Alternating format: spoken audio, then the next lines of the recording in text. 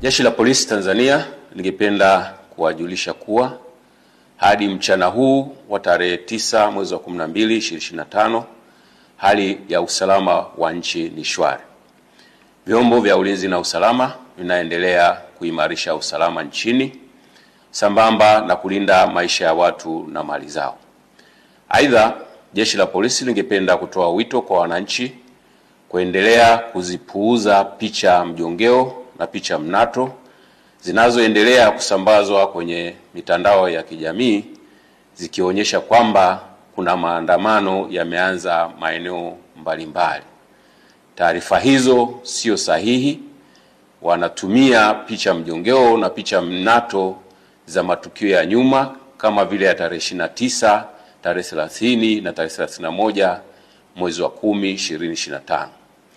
Sambamba na hilo, wenye nia ovu wanaendelea kutumia picha mjongeo za matukio ya nyuma. Kwa mfano, kuna tukio la Juni 2025 ambalo kabila la Wamasai walikuwa wanafanya sherehe zao za jando katika msitu wa Tanapa, lakini imesambazwa kwenye mitandao ya kijamii ikionyesha kwamba Wamasai wameanza kudai haki zao huko jijini Arusha.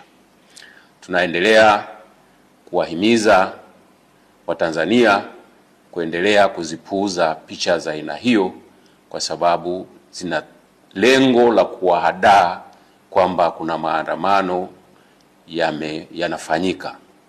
Ikumbukwe kwamba maandamano hayo ambayo yalikuwa yanapewa jina la maandamano ya amani yasiyo na kikomo yalipigwa marufuku toka tarehe 5 mwezi wa 12 2025 kwa sababu hayajakidhi matakwa ya kisheria ikiwepo sheria mama, yani Katiba ya Jamhuri ya Muungano wa Tanzania ya mwaka 1977 na sheria ya polisi na polisi wasaidizi sura 322.